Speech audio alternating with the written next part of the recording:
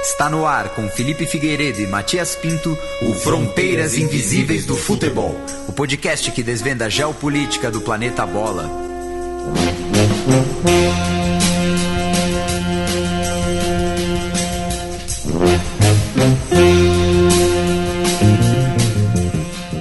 Boa alvorada, ouvintes da Central 3. Está começando mais uma edição do Fronteiras Invisíveis do Futebol, parceria aqui da casa com o Xadrez Verbal. E falando no site, canal de YouTube, podcast, eu chamo ele, meu amigo e companheiro, Felipe Nobre Figueiredo, o homem por trás do tabuleiro. Olá, meu caro Matias, olá a todos os nossos ouvintes, todo mundo que nos prestigia, todo mundo que nos adora, todo mundo que nos divulga, todo mundo que nos ama, todo mundo que nos tolera. Chegando aqui mais um Fronteiras Invisíveis, um programa sobre história, né? Sempre divulgam o programa, porque e muita gente sempre fica com aquele preconceitozinho, não gosta de futebol, bababá, mas é um programa sobre história. E antes de você apresentar o tema de hoje, como sempre, alguns recadinhos e adendos do programa passado. O Luca Nolasco disse que estudou com o filho do Túlio Maravilha, vez ou outra ele ia ao colégio, mas como já era na época de baixa notoriedade do jogador, a garotada ignorava em grande parte. Até ganhei um autógrafo, mas não mudou em nada a minha vida. Qual é o nome desse ouvinte? Luca Nolasco. É que o Luca Terra comentou no site da Central 3 também, acho que pode deve ser o mesmo. Pode ser. O Hermes Machado, ele é goiano de Tumbiara, reside em Brasília, gostou muito do programa, elogiou sua escolha do hino sertanejo ao fim do programa. O Edu disse que o programa ficou bem bacana, ele disse que gostou muito de saber jogadores de origem goiana, e sobre o Baltazar, cabe uma menção clubista. Logo após ser campeão pelo Grêmio, ele passou um ano no Flamengo e fez 26 gols na temporada. Imagino que o Edu seja flamenguista. O João Trindade Júnior disse que deu outras sugestões de escritores goianos, como o José Veiga. O Sótão de Resenhas, tá? Ele usou um nome jurídico para comentar. Ele gostaria de adicionar que trabalhei na Saneago com a Núria Almeida, da Seleção Paralímpica de Vôlei Sentado, que ganhou a medalha de bronze. Foi muito bonito ver os vídeos de comemoração das atletas e da equipe depois da conquista. O técnico da Seleção Brasileira, José Guedes, está há mais de uma década trabalhando em Goiás e tem ajuda pública. As atletas treinam no Colégio Ateneu Dom Bosco, aqui perto de casa, e ele deu sugestão de um artigo sobre a equipe de vôlei paralímpica antes mesmo da medalha ter saído. A nossa querida Natália Pessoni, que participou do programa, disse que a mãe dela gostou muito, talvez por corujice, e a mãe dela lembrou e puxou a orelha da Natália de que não mencionamos que o Centro Histórico da cidade de Goiás foi tombado pela Unesco como Patrimônio da Humanidade em 2001. O Francisco Curado disse que no Largo do Chafariz ainda tem um campinho de futebol onde o pessoal ainda joga à tarde, e muita gente comentou duas coisas, né? Que eu falei de Ariquemes, Roraima, mas na verdade o rapaz era de Ariquemes, Rondônia, e eu confundi as siglas. Peço desculpas. E muita gente também comentando, faltou falar do grafite, o Evair jogou no Goiás. Então só fazendo aquele lembrete, né, especialmente por questões clubistas, quando a gente faz esses programas sobre regiões brasileiras, sobre estados brasileiros, a gente foca em jogadores nascidos naquele estado, não apenas os que jogaram, os que tiveram destaque, né, para evitar que o programa fique muito longo, ou para evitar muita discrepância, e a gente menciona jogadores que eventualmente jogavam naquele estado quando ganharam títulos importantes pela seleção brasileira, mas é um recorte que a gente tem que fazer em algum momento. Teve muita gente que lembrou também do Dante, jogador de vôlei, que é natural de Goiás também, foi campeão olímpico, mundial, e concorreu recentemente a uma cadeira na Câmara Federal pelo estado de Goiás também. Foi eleito? Não, tá. Concorreu. Eu não sabia. E finalmente o nosso querido Lucas Camargo, né, do Dragões de Garagem e de Goiânia, fez uma série de observações, muitas clubistas, inclusive. Ele disse que o primeiro gol brasileiro dentro do Serra Dourada foi do Lincoln, o Leão da Serra, que é uma lenda esmeraldina. Ele disse que na questão, né, do narcisismo, digamos assim, do Túlio Maravilha, ele disse que o Túlio Maravilha tem uma filha chamada Tuliane Maravilha. Eu espero que seja zoeira, mas eu acho que não é, né? Ele disse que a torcida do Goiânia, né, ele achou impressionante você conhecer torcedores do Goiânia, ainda mais em São Paulo, porque ele disse que na vida inteira ele conheceu uns 3 e que a torcida do Goiânia é apelidada de os 100 imortais, já que quando um morre de causas naturais, entra outro no lugar e a torcida é sempre 100. E provocou. Ele disse que a cidade de Goiás de fato é conhecida como Goiás Velho, porém muita gente acha um termo pejorativo, tá? Então, né, muita gente local acha às vezes meio pejorativo, então fica aí o alerta e pedimos desculpa caso alguém tenha se ofendido. Ele disse que lembramos o Festival Bananada e lembrou também do Festival Goiânia Noise, tá? E também a Mostra Trash de Cinema, tá? E o Festival Internacional de Cinema Ambiental, o FICA, todos eles em Goiás. Ele disse que no Senem, em Abadia de Goiás, onde estão os objetos contaminados do episódio do Césio, tem uma parte de visitação e exposição de conceitos de radioatividade que são bem legais, então acho que ele está recomendando a visita. E ele também recomendou o livro Tropas e Boiadas, do regionalista Hugo de Carvalho Ramos. Tá? Se tem algum parentesco e for nepotismo, não sei. Já no site da Central 3, o Pedro Valeriano escreveu lá, falando que o pai dele é um torcedor ferrenho do Vila Nova, e que ele não conseguiu acompanhar a paixão pelo clube, assim como o pai, por conta do sofrimento, mas falou que por conta do Fronteiras Invisíveis ele voltou a se interessar ao futebol. Ele também diz que Goiânia é uma cidade conhecida pelo rock e MPB, além de sertanejo, né? Citou bandas como o Bugarins, o Beavers e o Chá de Gin. Já o Felipe Assunção, nosso ouvinte lá de Taubaté, fez uma correção também, falando que a divisão entre dois estados é conhecida como divisa e entre municípios é limite, mas agradeceu bastante por mais essa edição do Fronteiras e recomendou para todos os alunos. O Fernando Bernardes, ele é natural de Centralina, em Minas Gerais, na divisa com Goiás, próximo de Itumbiara, onde a filha dele nasceu. Hoje ele mora em São Paulo e falou que conheceu o Andrew Downey, né, o jornalista escocês, autor da biografia do Sócrates em inglês, e falou que foi em Itumbiara que teve a última partida de futebol do doutor, entre o Botafogo e a equipe local, mas o fato não está no livro porque o Wendel não encontrou relatos oficiais da partida. E o Lucas Durigan lembrou, né, de jogadores viris, o Sandro Goiano, né, volante campeão da Série B com o Grêmio em 2005 e da Copa do Brasil pelo Sport em 2008.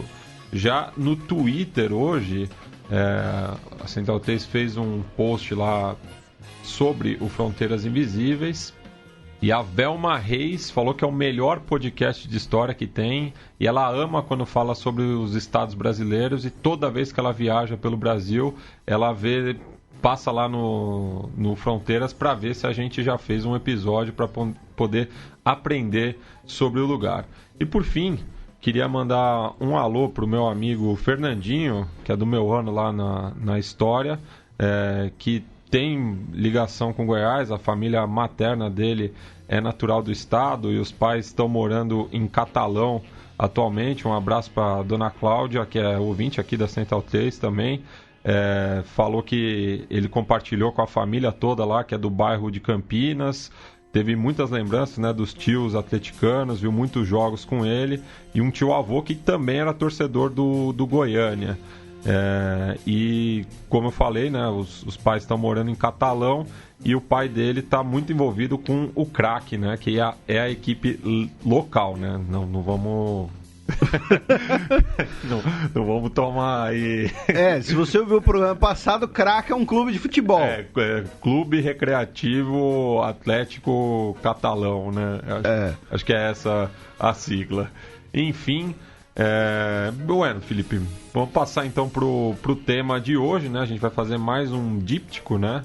Um país aí que tem história pra caramba, então a gente não vai... Qual foi a expressão que você usou? Díptico? Você tá inventando essa palavra? Não tô. É muita erudição pra uma pessoa só. Então, um país aí que tem história pra caramba, né? Não dá pra gente condensar em uma edição só. E vamos falar do México, né, Felipe? Exatamente. E no programa de hoje, né, a gente vai fazer um recorte, inclusive, em que o México, propriamente dito, só no começo, a gente vai falar muito de questões indígenas no México também. E né, a gente já fez outros programas duplos, né, como, por exemplo, Rússia, Ucrânia... E a gente, se tudo der certo... Egito. E se tudo der certo, a gente ainda vai fazer mais um programa duplo ainda esse ano. Aguardem. Né? Então, bora.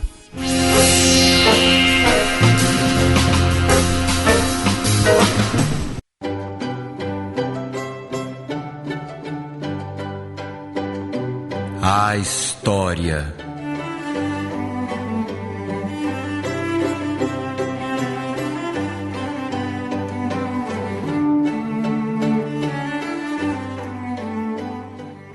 Bem, Felipe, pensando nas fronteiras atuais, né, dos Estados Unidos do México, são 3 regiões com culturas distintas, né? A Mesoamérica, a Oásis América e a Ridoamérica. Isso, a gente sempre faz esse contexto, né, de que quando a gente fala dos estados nacionais atuais, são fronteiras muitas vezes recentes, são fronteiras, né, fronteiras invisíveis, né, justamente. Os estados nacionais são criações recentes. Então, quando a gente fala da cultura mexicana, a gente está falando de territórios que anteriormente dialogavam com regiões, melhor dizendo, né? Que dialogavam umas com as outras, de regiões que cada uma tinha suas características. A principal, que muitas vezes é usada como sinônimo, né, é a Mesoamérica, né? Que é a América do meio, né, entre aspas, né, que é onde vem a cultura chamada dos astecas, é onde está a atual cidade do México, inclui ali as civilizações maias. Esse é o nome mais comum. Só que mais ao norte do território que hoje é o México, e também muitos territórios que hoje estão dentro dos Estados Unidos, mas você tinha um diálogo, você tinha relações culturais e comerciais, nós temos no noroeste do atual México, ali na fronteira do Golfo da Califórnia, né, a chamada Oásis América, que tem esse nome de oásis, justamente por ser uma região mais fértil, né, a Califórnia é uma região extremamente fértil, com povos agrícolas, povos sedentários, né, ou seja, eles estavam parados num lugar só, não é que eles estavam gordos, tá? Alguma coisa assim. E você, por exemplo, 2 povos dessa região que dialogavam com o Antigo México, mas que a gente costuma ligar à cultura dos Estados Unidos, são os Navarro e os Apache, né? Os Apache do Faroeste e tudo mais. E a Ridoamérica é o nordeste do México e a região onde hoje boa parte é o estado dos Estados Unidos do Texas, que você tinha povos menos assentados, né? Você tinha povos mais nômades, migratórios, e de onde vêm os Nahuas, que hoje são, curiosamente, uma das principais etnias no sul do México. Né? Mas eles são originários do Texas, então você tem esses movimentos de migrações, de assimilações, esses diálogos, e como sempre, outro contexto importante, né? O programa é um resumo, o programa é uma porta de entrada para drogas mais pesadas de história, tá? Indo para a arqueologia, né, especula-se ali que o registro mais antigo de presença humana na região de onde hoje é o México é um acampamento de cerca de 20 mil anos atrás na região do Vale do México, mas isso ainda é disputado, isso ainda é especulado, né, ainda não é completamente comprovado, porém esse é o indício mais antigo que nós temos.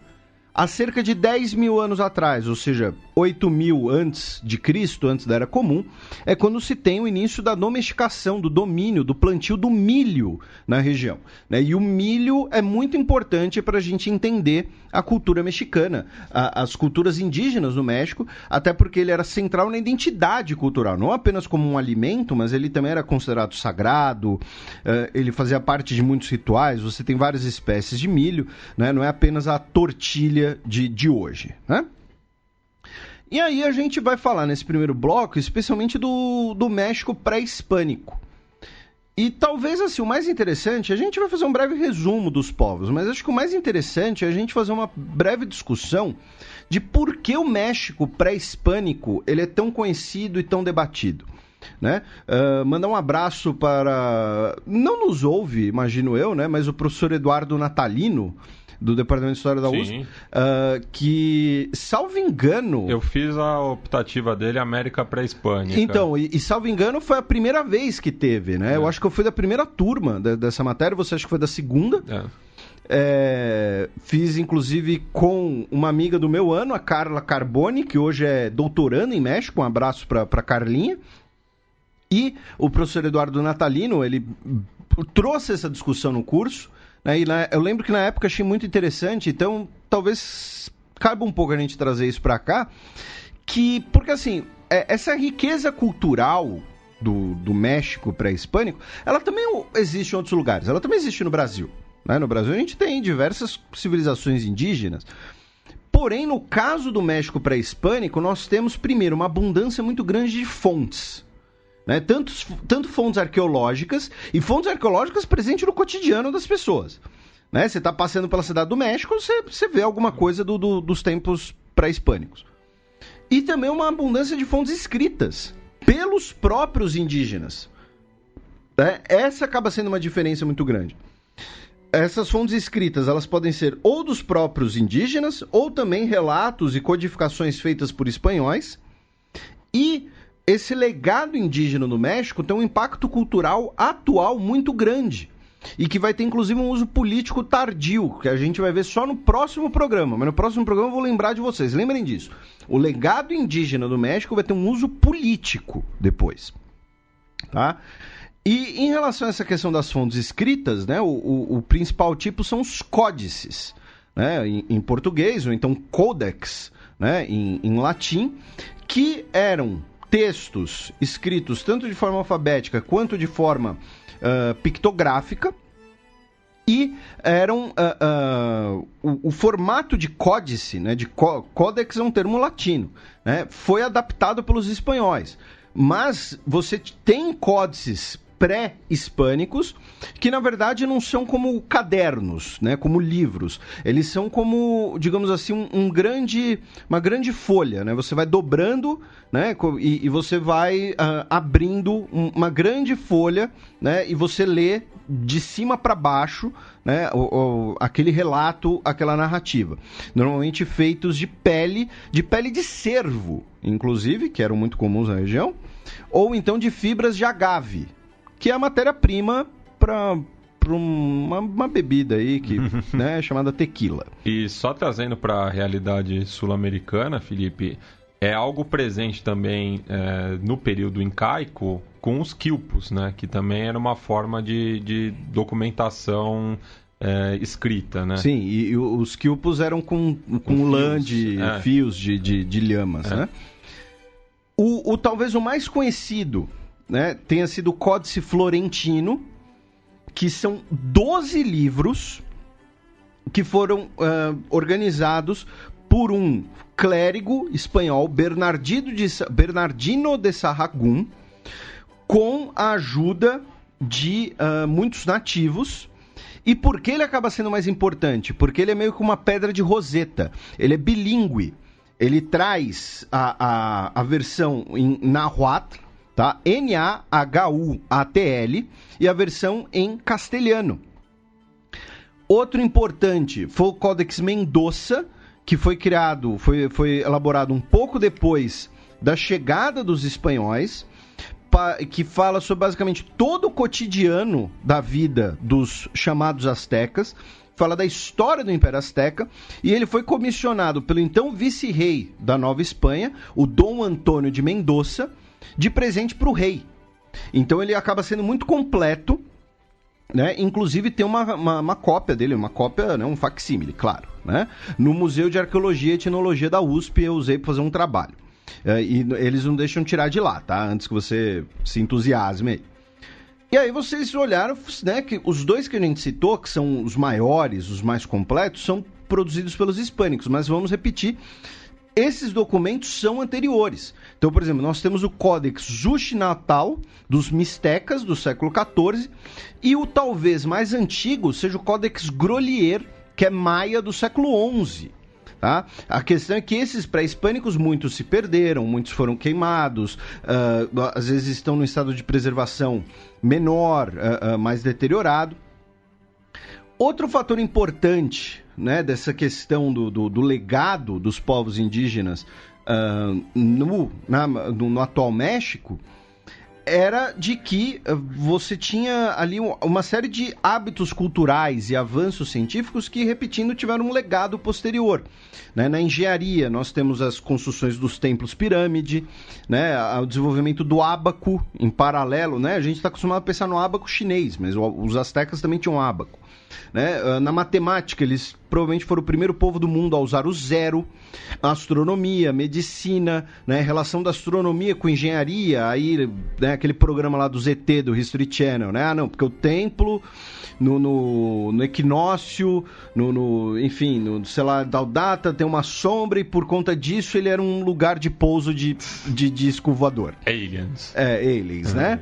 O desenvolvimento dos calendários. Você tinha um ensino muito grande, uma rede de ensino, né? O ensino ele era obrigatório para todos os meninos. E aí você tinha dois tipos de ensino, o que é traduzido como prático, que era o ensino militar administrativo, e o que é traduzido como ensino celestial, que era matemática, astronomia e teologia. E assim, para ele essas três coisas andavam juntas, tá? Não era separado. E finalmente, né, talvez o maior legado, né, de todos, o chocolate. Tá? A gente vai falar do chocolate de novo, mas o chocolate. Que é uma palavra nahuatl. Exatamente. Né? Que, chocolates com G. E aqui a gente vai fazer um breve panorama das civilizações principais ali.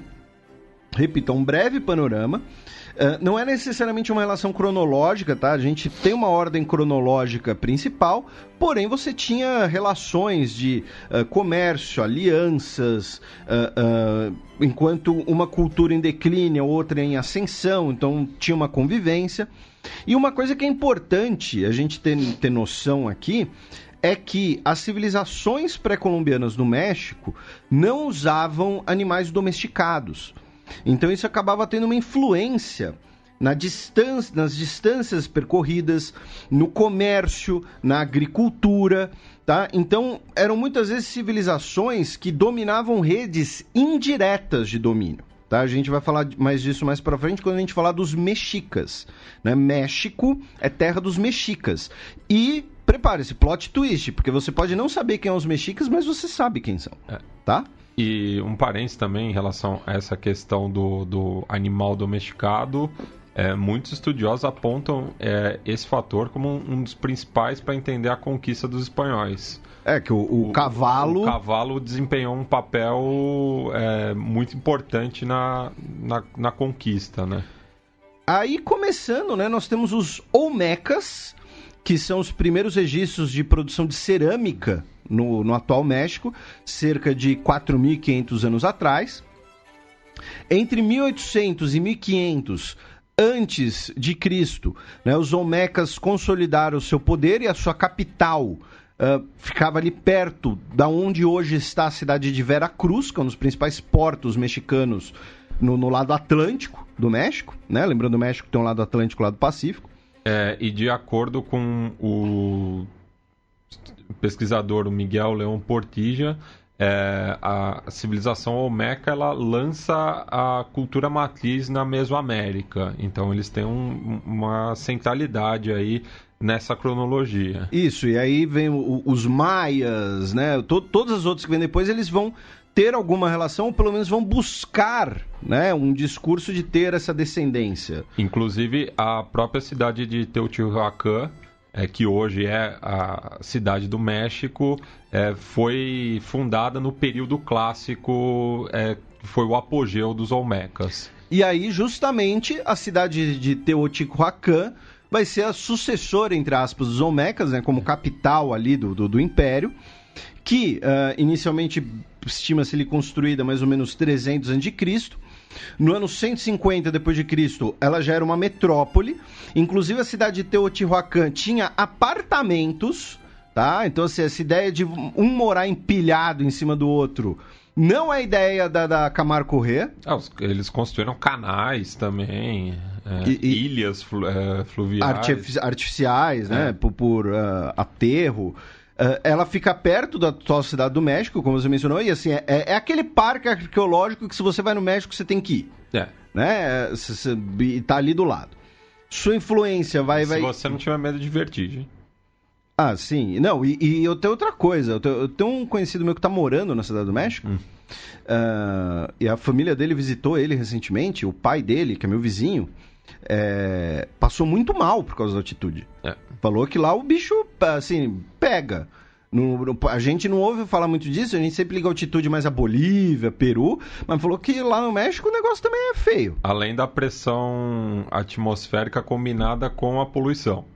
Também tem essa, né? Poluição, porque Cidade do México é a segunda maior cidade né? Segunda maior zona metropolitana. Isso, e tem um rodízio de transportes lá que faz o aqui de São Paulo parecer fichinho.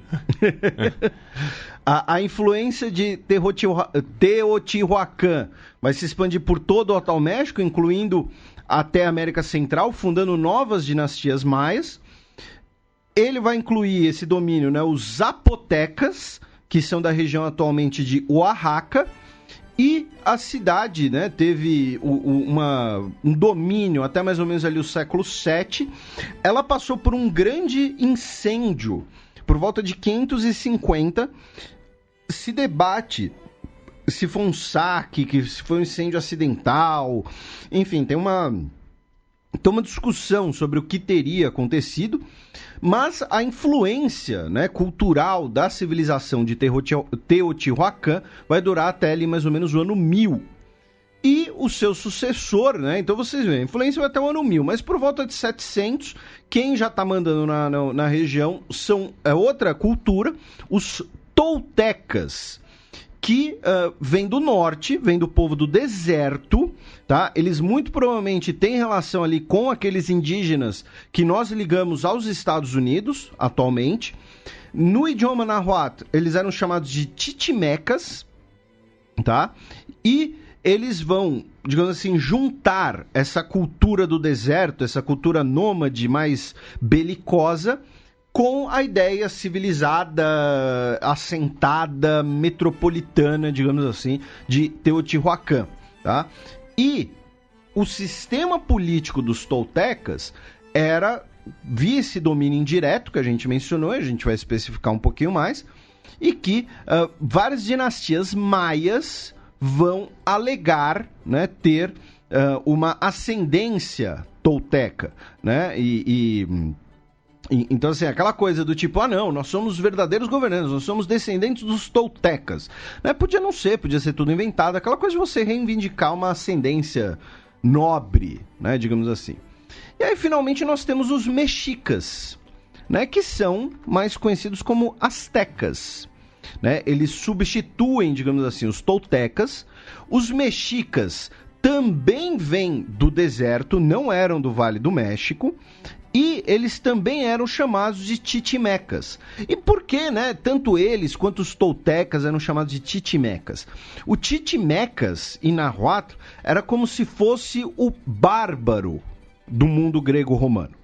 Tá? Era assim, não, esses caras são lá do deserto, né? Esses caras aí são tudo violentos, esses caras são uns bárbaros, são uns chichimecas, né? O chichimeca é mais ou menos o bárbaro, tá? Mais ou menos, né? E só uma coisa que deixei passar, Felipe, que os toltecas, eles têm também a crença no mito da Quetzalcoatl. Que é a cobra, né, a grande serpente, mãe natureza, né, adaptando, né? Os astecas, né, os mexicas, eles vão, então, consolidar um domínio desses povos do Vale do México, porque eles estavam, digamos assim, pulverizados, fragmentados, após o declínio da civilização tolteca, e eles vão... O Império Azteca, na verdade, ele era uma tripla aliança. Ele era uma aliança entre 3 grandes cidades-estado. A cidade de Texcoco, a cidade de Tlacopan e uma cidade, né, a mais importante dos mexicas, a sua capital, Tenochtitlan, tá? E essa tripla aliança é estabelecida em 1427. Vejam que aqui nós temos o ano exato, até por conta dos códices, dos relatos, e era um império indireto, era um império tributário. Isso quer dizer o seguinte, você tinha a sede, né, do império, essas cidades-estados, você tinha, né, o imperador, entre aspas, azteca, o Huey Tlatoani, tá? Esse era o título dele, e estabelecia, então, que outras cidades-estados, né, outros reinos, entre aspas, regionais, tinham que ter governantes amistosos, né? Você construía alianças via casamentos entre as dinastias governantes, você implantava uma ideologia, né, de dominação, ou seja, os funcionários públicos principais todos vão ter o mesmo treinamento, digamos assim, a mesma mentalidade. E se você não quisesse fazer parte desse império tributário, né, e tributário quer dizer o quê? Que você tem que pagar imposto, né? Então você pagava imposto aos mexicas. O que acontecia? Eles juntavam todo o resto da rapa e o seu próprio exército e iam te encher de porrada. Tá? Império tributário é mais ou menos, né, é o antecedente histórico, tá? E aí pode ser no México, pode ser na Ásia, pode ser na Grécia, do esquema do poderoso chefão. Entendeu? Você paga pela sua proteção. E você tá... Eu estou te protegendo de mim mesmo. Entendeu? Isso chama extorsão. Não, império tributário. Tá. Tá? Não é extorsão. Entre, né, os aliados dos mexicas, né, estão os Cholula. A gente citou as principais, né, Texcoco e Tlacopan, porém tinha vários outros povos, várias outras cidades, várias outras regiões. Então, assim, como a gente disse, isso é um grande resumo, porque o México pré-hispânico é riquíssimo em populações, riquíssimo na sua história, na sua mitologia, que a gente chegou a mencionar. Então, nós tínhamos os Cholula, Matatlán, tá? Culhuacán, Xochimilco, Tepeapac, Amecaqueca, Coastluacán, Cuetlaxatlán e Ahuilizipán, tá? Então, assim, o exército, entre aspas, azteca, era, na verdade, uma máquina de guerra multiétnica, diversa, né? E governava pela subjugação, né, de estados regionais. A estimativa é que, no auge, nós tínhamos uma elite de cerca de 100 mil mexicas, que é gente pra caramba pra época, governando um império que, no total, tinha cerca de 10 milhões de pessoas. Baseado, né, num sistema de divisão entre nobreza e plebeus. A nobreza era os Pipiltin, tá? Eu lembro que eu ri a primeira vez que eu ouvi esse nome. Né, um panteão próprio, né, o Matias mencionou a Quetzalcóatl, e assim, a mitologia azteca é riquíssima, não tem como a gente ficar falando disso aqui, tá? Depois a gente dá algumas sugestões de livros, tal, mas é uma coisa bastante extensa.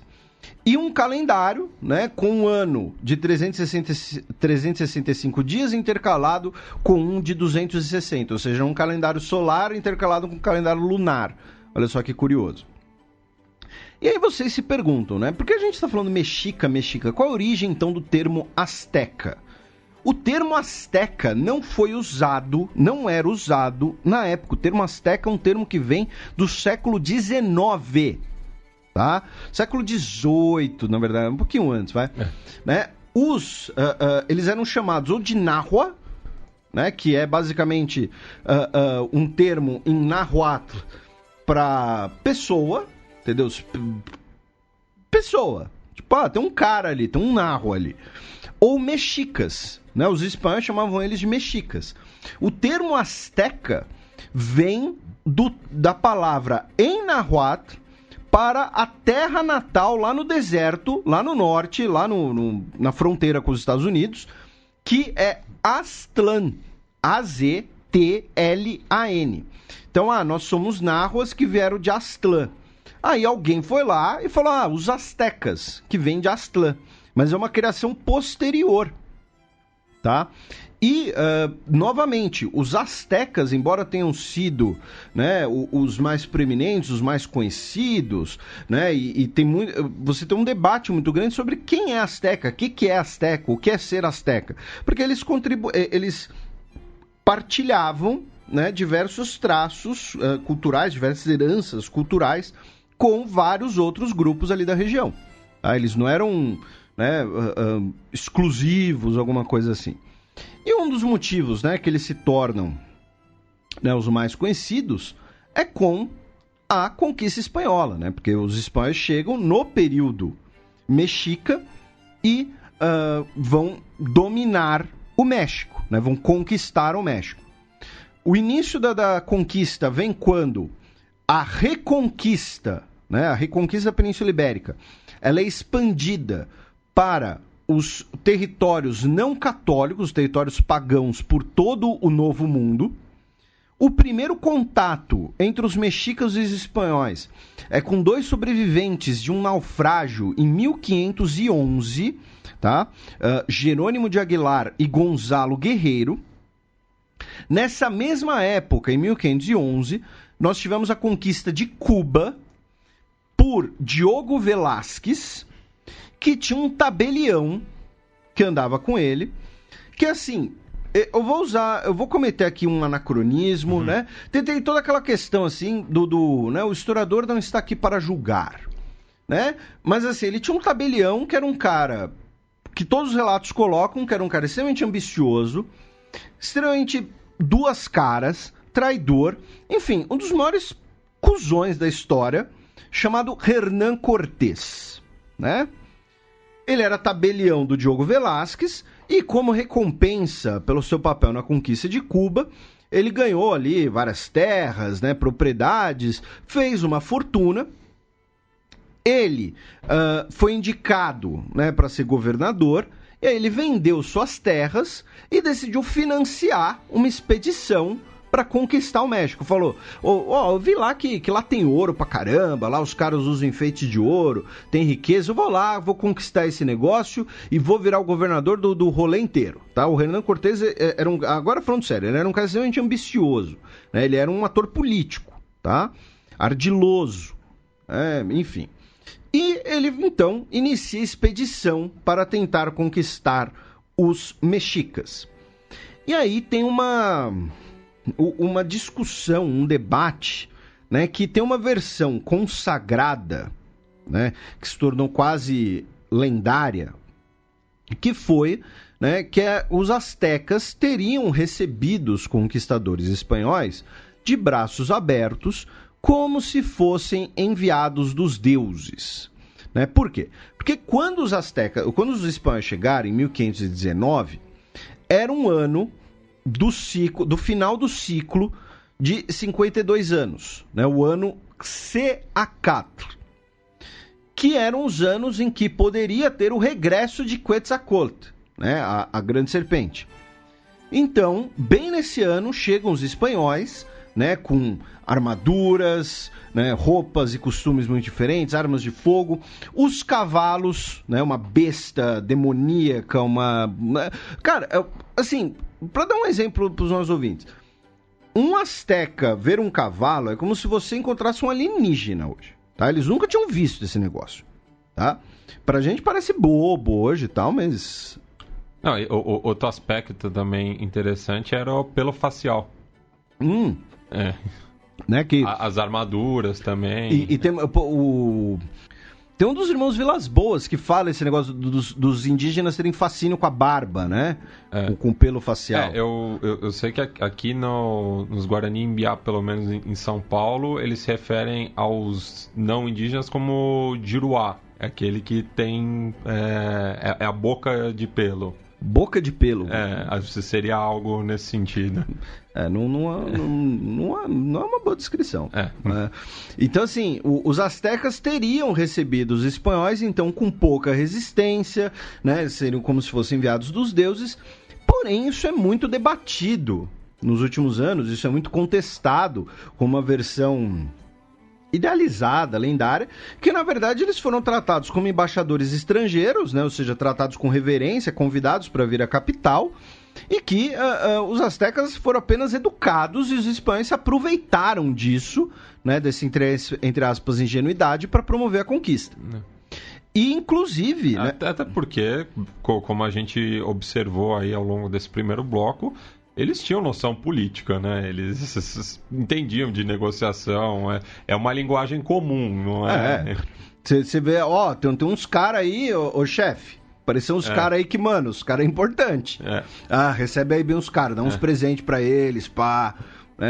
chama os caras aqui pro palácio pra conversar. Foi isso, entendeu? Não foi, não, nossa, deuses, vamos nos prostrar e adorar esses caras, não. Aí, a expedição espanhola tenta, né, em 1519, uma batalha aberta, campal, né, tomam um pau, tá? Os astecas dão um pau nos espanhóis na primeira tentativa, e os espanhóis saem do Vale do México e vão começar a construir as suas próprias alianças, principalmente com os tlaxcaltecas, ou seja, aqueles povos que estavam sob domínio tributário dos astecas, vão olhar e falar, se a gente se aliar aí com esses barbudos aí, a gente pode dar um pau nos astecas, a gente, né, sai dessa relação de ser dominado.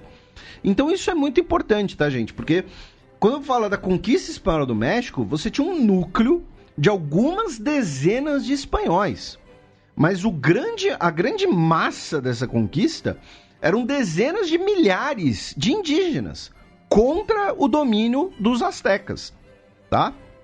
É uma guerra interna.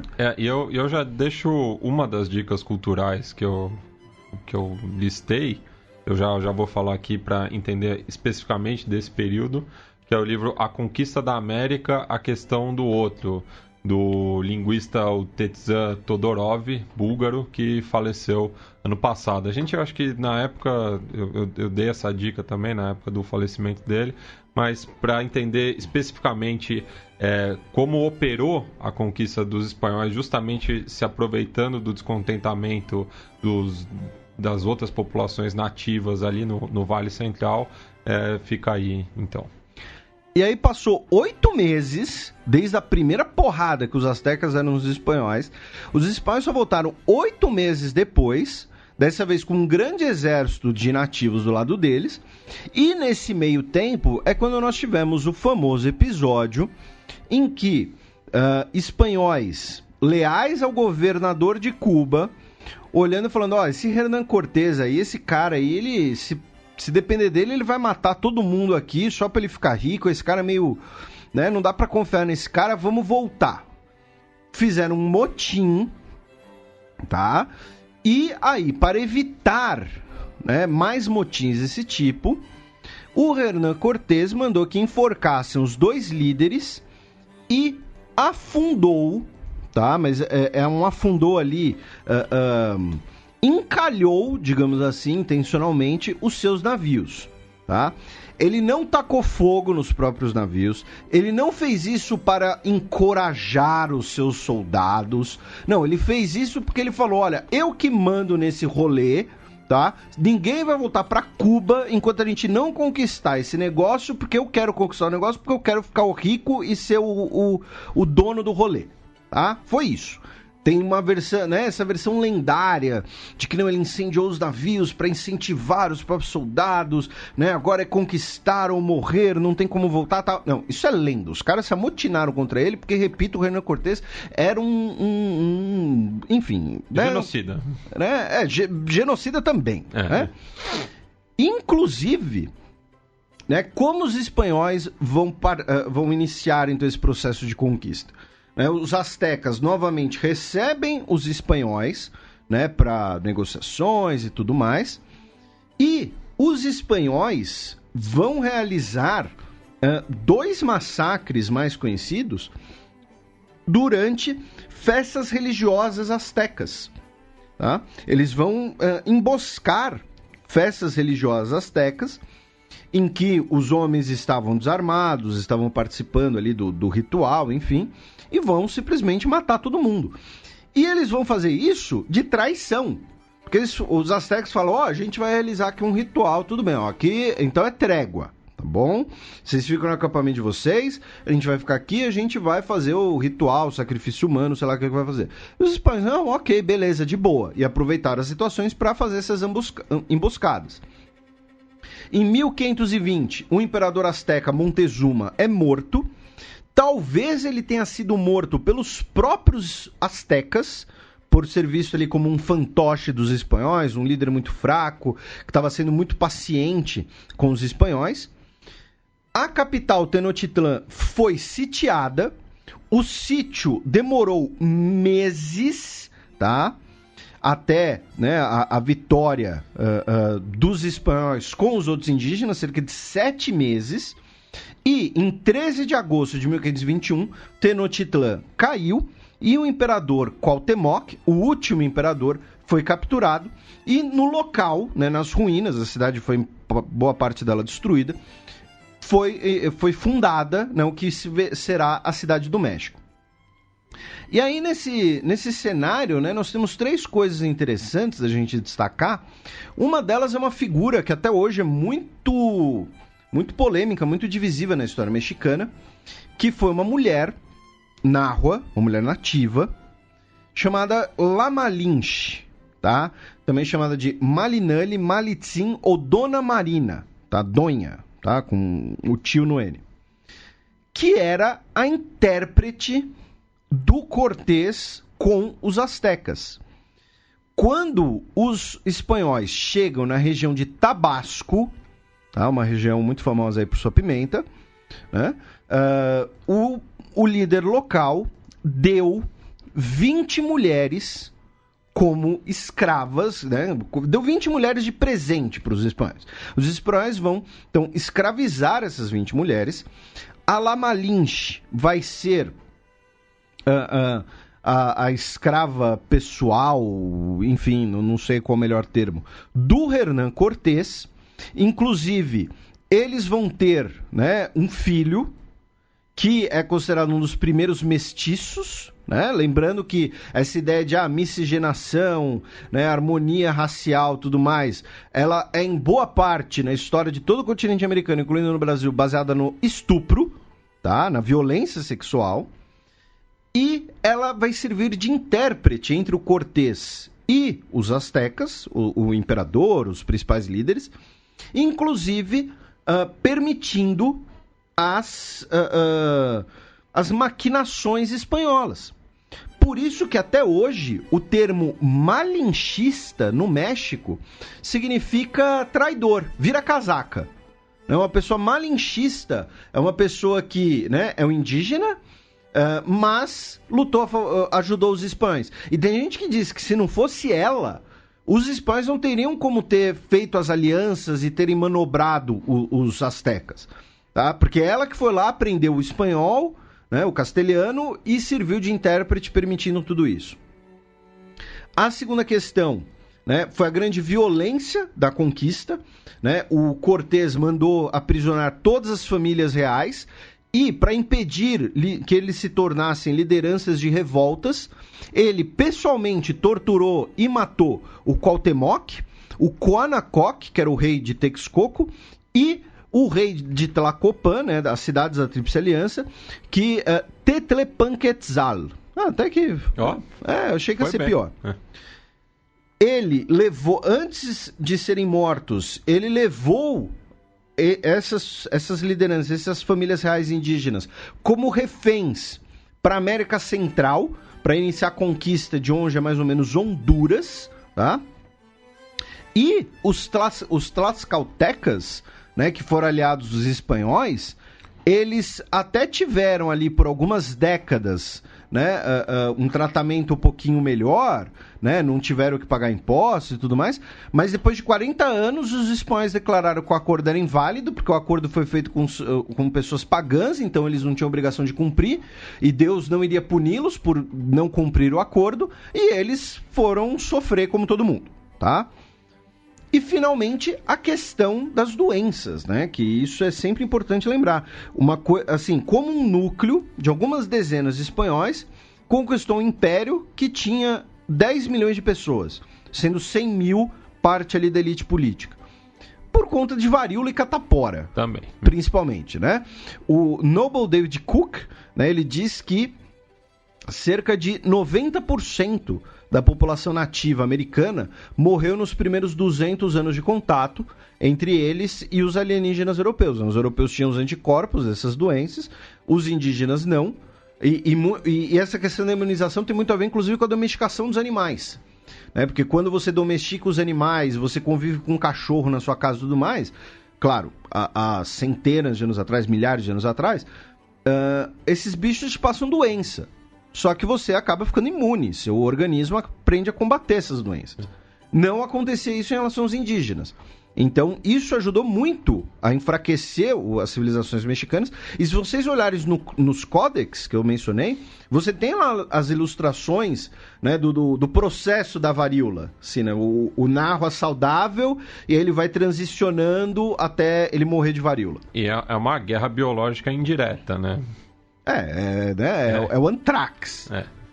E como parte, né, do legado dos nativos, né, nós temos, primeiro, o México, desde o início, ao contrário, por exemplo, da colonização no Brasil, vai ser uma sociedade muito urbanizada. Né? Por quê? Porque os mexicas, além de terem grandes cidades, é claro, hoje nós sabemos que os indígenas, especialmente ali na região do Amazonas, né, tinham grandes cidades, tinham aglomerações muito grandes, porém, isso não foi, digamos assim, adaptado pelos portugueses. Tá? Isso não foi apropriado pelos portugueses e não era a regra. No caso do México, né, era, como a gente mencionou, canais, estradas, apartamentos, pirâmides.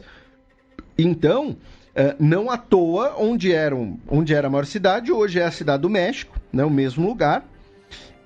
Muito da distribuição geográfica, né, do Império Azteca foi mantido como estradas, e mesmo dentro da Cidade do México, onde hoje é o centro, né, o chamado Zócalo, antes era o centro de cerimônias, ali onde estava, né, onde eram realizados sacrifícios, principais cultos.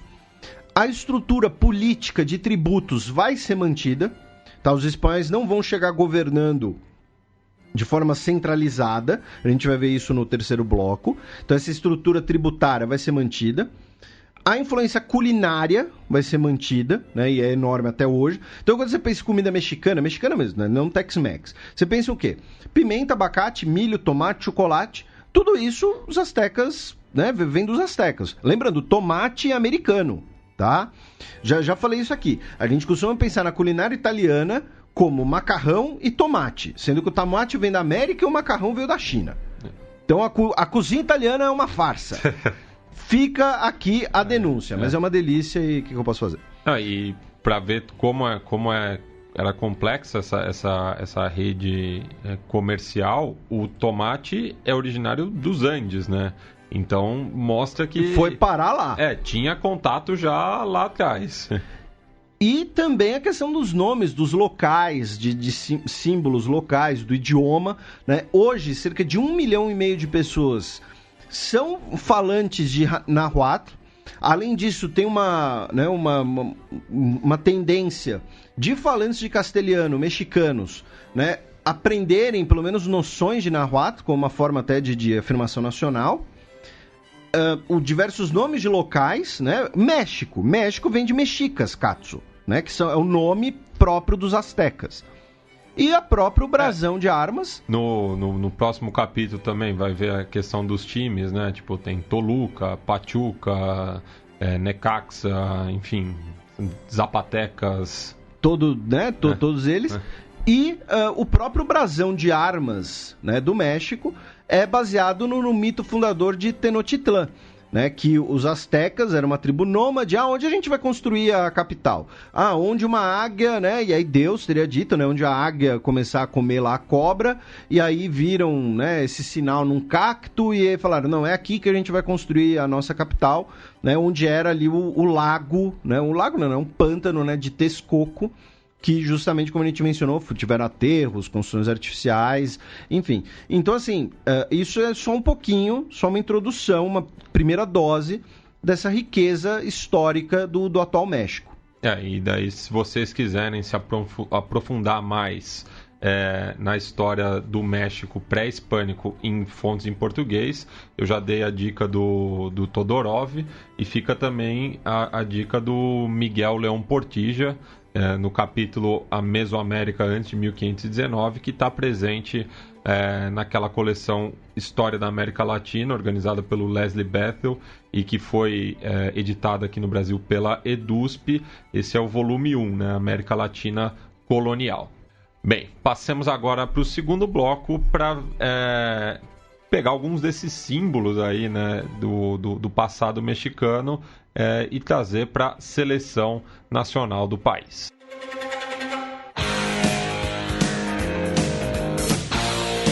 O campo.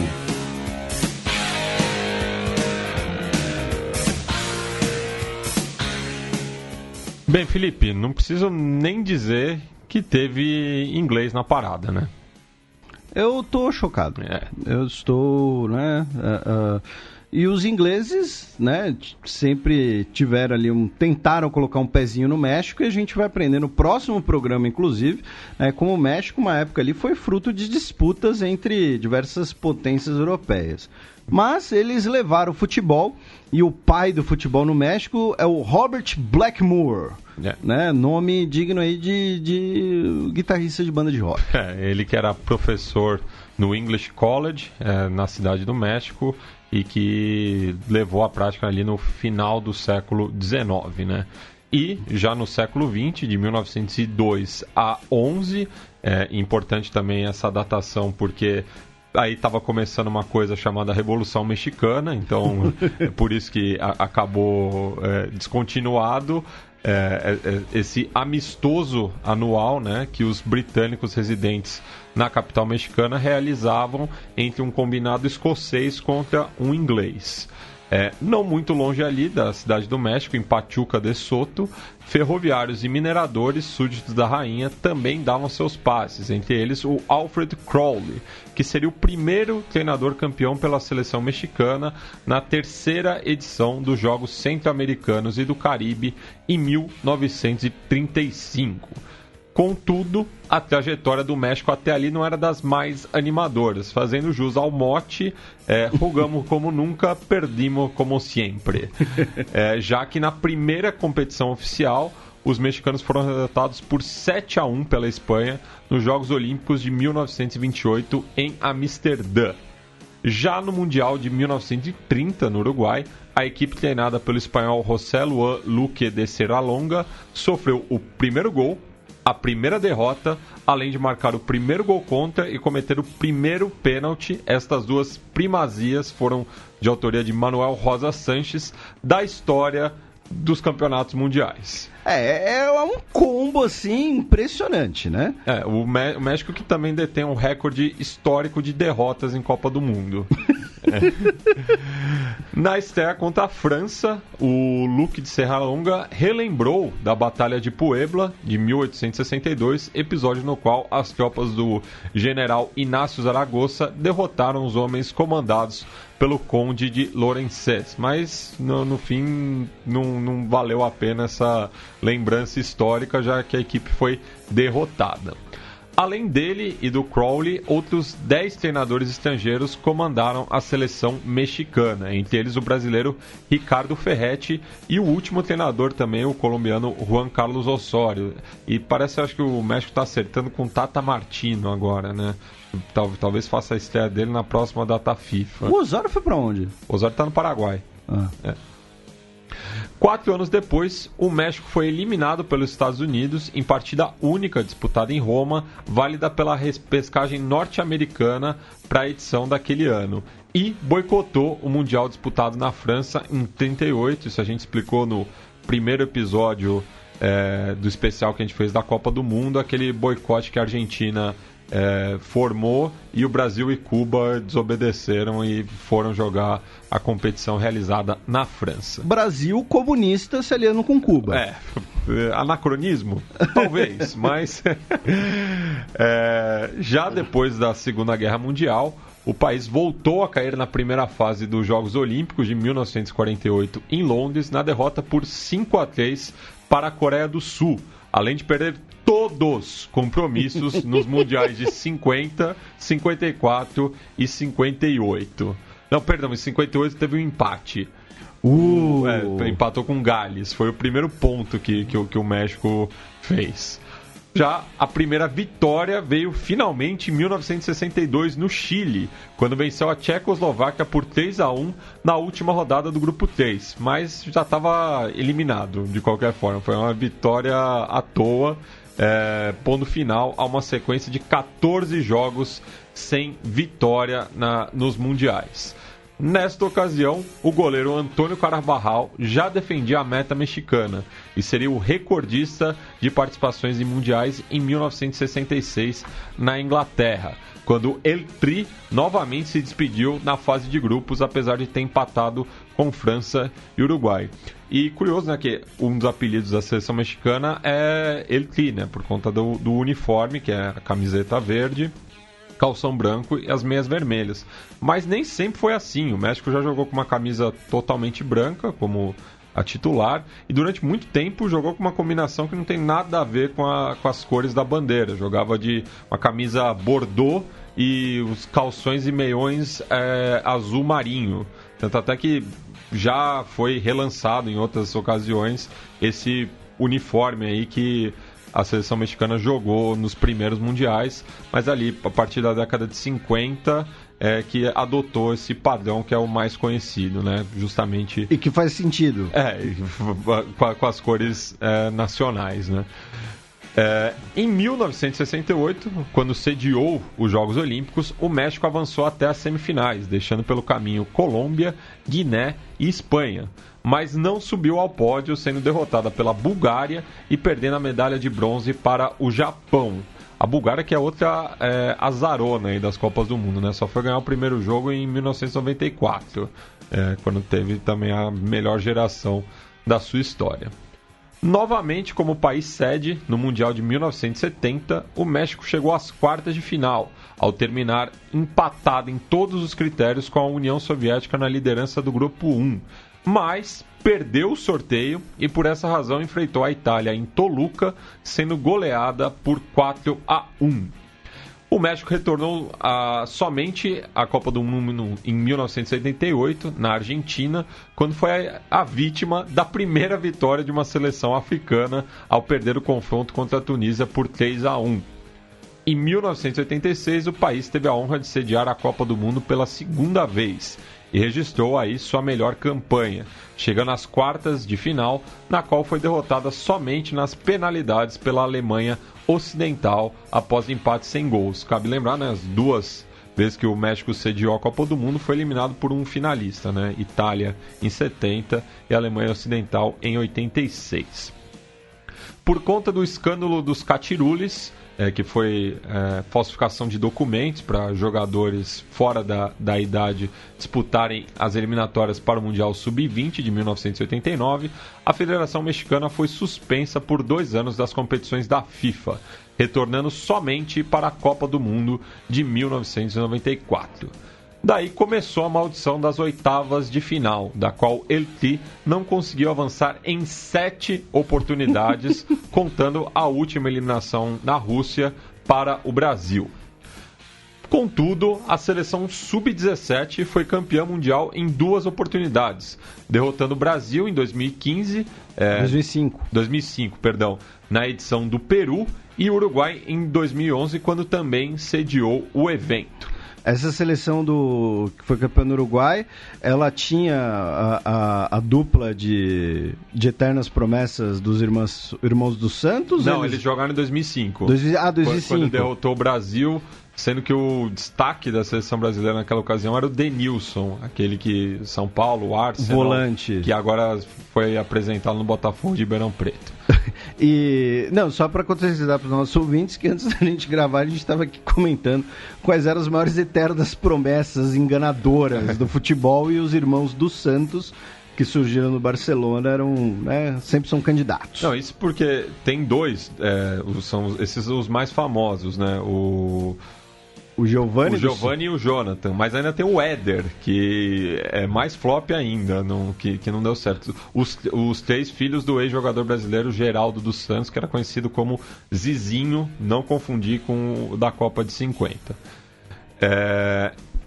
Já a seleção olímpica também derrotou o Brasil em 2012 na principal conquista do futebol mexicano, na final olímpica em Londres, né? Tanto é que acabou devolvendo aquela derrota para a Coreia do Sul nas semifinais. Outros êxitos celebrados pelos mexicanos foram a Copa das Confederações de 99, novamente país sede e outra vitória sobre o Brasil, e 10 conquistas da Copa Ouro da CONCACAF. Em 2003, derrotando a seleção olímpica do Brasil, que tinha Diego, Robinho, era treinada pelo Ricardo Gomes e estava se preparando para o pré-olímpico, que acabou não classificando, perdendo a vaga para Argentina e Paraguai. Passar aqui por alguns jogadores de destaque pela seleção mexicana. Primeiro, os jogadores com mais partidas disputadas, né? O Cláudio Soares, o recordista com 177, atuou de 92 a 2006. O Andrés Guardado, que segue jogando, né? Desde 2005, tem 151 partidas. O Rafa Marques, que não anunciou ainda a aposentadoria, mas esteve presente na Rússia, tem 148 jogos desde 97, mas ele talvez tenha alguns problemas extra-campos que impeçam a continuidade dele na seleção mexicana. O Pavel Pardo, 145 jogos de 96 a 2009, e o Gerardo Torrado, 143 partidas de 91 a 2003. Só para deixar claro, né? O Rafael Marques, né? O El Kaiser, né? Por ele ser líbero, ele é sancionado pelo governo dos Estados Unidos por suspeita de lavar dinheiro pro narcotráfico. Ele que é de Michoacán, né? Que é uma região ali do México que sofre com os cartéis, né? Então ele sofre, inclusive ele tinha lá uma... Antes da Copa, né, o México foi fazer uma preparação nos Estados Unidos, ele não pôde ir, né? Tem um negócio assim. Os patrocinadores da seleção mexicana pediam para ele não usar. Ele não podia beber os Gatorades nos treinos. E só pegar o apelido dele, ele é conhecido como El Kaiser de Michoacán, justamente. Já que ele é desse estado mexicano. Mas jogou 7 anos no Barcelona, foi campeão. E ele que igualou o recorde do Carvajal também, né? Jogou 5 Copas do Mundo, assim como o Lothar Matthaus também. E poderia o Gianluigi Buffon superar. Porque Não, eu acho que ele ia igualar também. Não, é que o Buffon ele iria pra 6ª Copa do Mundo. Ele iria pra 6ª, só que em 98 e 2002 ele não jogou. É verdade. 98 ele não jogou. Então era isso. Ele ia ter mais idas à Copa do Mundo, mais participações ia igualar. E agora falando dos artilheiros, né? O maior goleador mexicano é o Javier Hernández, mais conhecido como Chicharito, que tem 50 gols desde 2009. Isso já diz muito sobre a seleção mexicana. Pois é. Né? Querendo ou não, com todo respeito aí aos nossos ouvintes mexicanos, quando o seu maior artilheiro é o Chicharito, é porque você tem algum problema. O Jared Borghetti, que adorava fazer gol no Brasil, 46, jogou de 97 a 2008. O Cuauhtémoc Blanco, 38 gols, atuou de 95 a 2014. O Luiz Hernandes, 35 gols, jogou de 95 a 2002. Ele que era conhecido pelo cabeleira loura dele, né? Era um jogador que chamava atenção, né? Na década de 90, assim, só para aproveitar o gancho, né? Na década de 90 o México teve 3 jogadores icônicos. Eu digo icônicos não necessariamente pela sua qualidade, mas por vários motivos, né? O Luiz Hernandes, que era o loirinho, que era sempre uma boa contratação no Eleven. O Cuauhtémoc Blanco, que tinha aquele drible lá, que ele dava um pulo com a bola. Isso, e assim... Novamente, porque fala, futebol, não gosto, futebol é política, não tem nada a ver. Cuauhtémoc Blanco assumiu como governador de Morelos, agora mês passado. Já teve envolvido em escândalo de corrupção também. e assim, ele foi eleito governador muito por conta da sua popularidade como jogador do México, e repito, foi um jogador icônico. E do América, que é o clube mais popular do país. E Jorge Campos... né, um goleiro de 1,68 de altura, vocês ouviram certo, né, e que usava uniformes extravagantes, os próprios uniformes, saía jogando com a bola no pé. Muitas vezes jogou de atacante também. Nos clubes ele tipo era substituído, entre aspas, para jogar na linha. Então assim, elemento surpresa. A década de 90 ali, Copa de 94, Copa de 98, teve uma geração icônica do México, mas icônica num sentido até meio de bizarrice, assim, visuais meio esquisitos e tal, né, e que, né, perdeu como sempre, já diz o ditado. Pois é, e o Jorge Campos, que ao longo da carreira dele, ele fez 47 gols. E muitos, como a gente falou, né, jogando na linha, assim, como atacante mesmo. E terminando aqui, né, o top 5 dos artilheiros, tem o Carlos Hermosillo, de 34 gols, jogou de 84 a 97. E uma curiosidade aqui que são os brasileiros, né? A gente já citou o caso dos irmãos dos Santos, filhos de um ex-jogador brasileiro.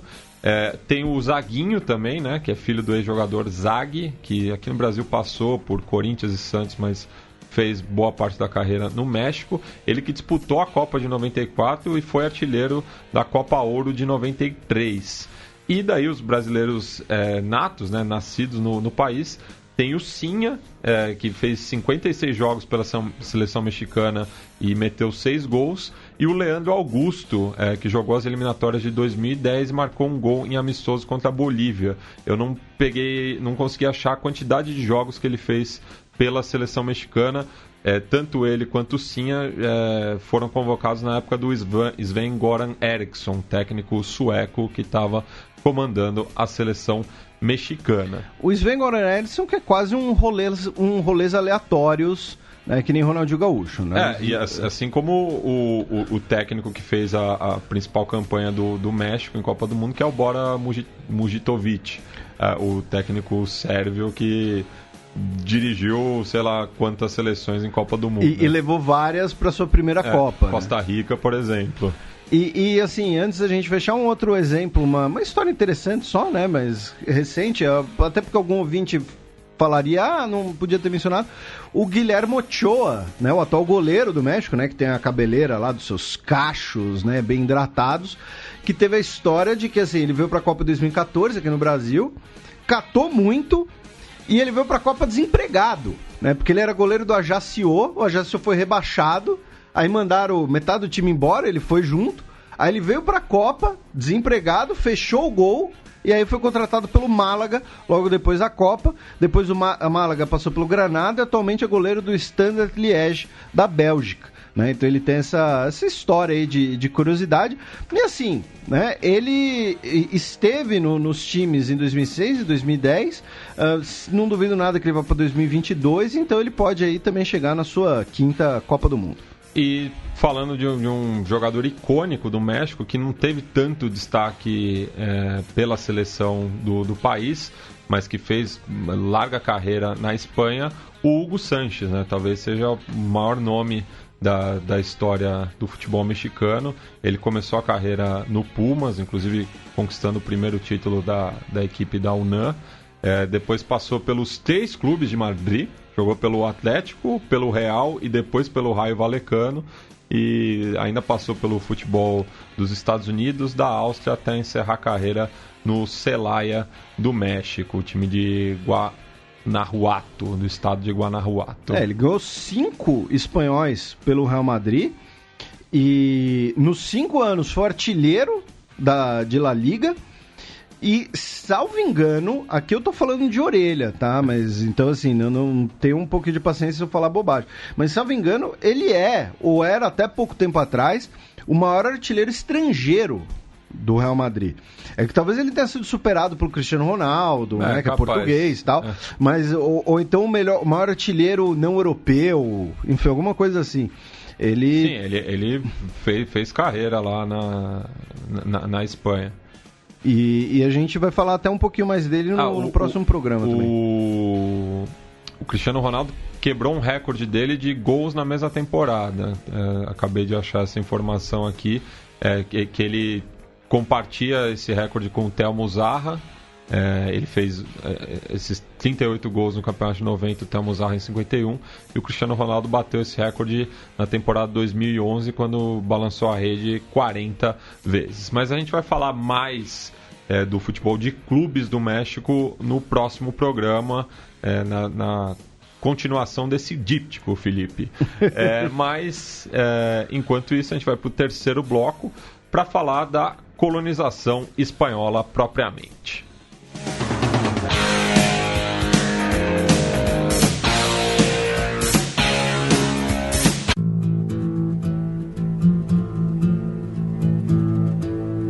O mapa.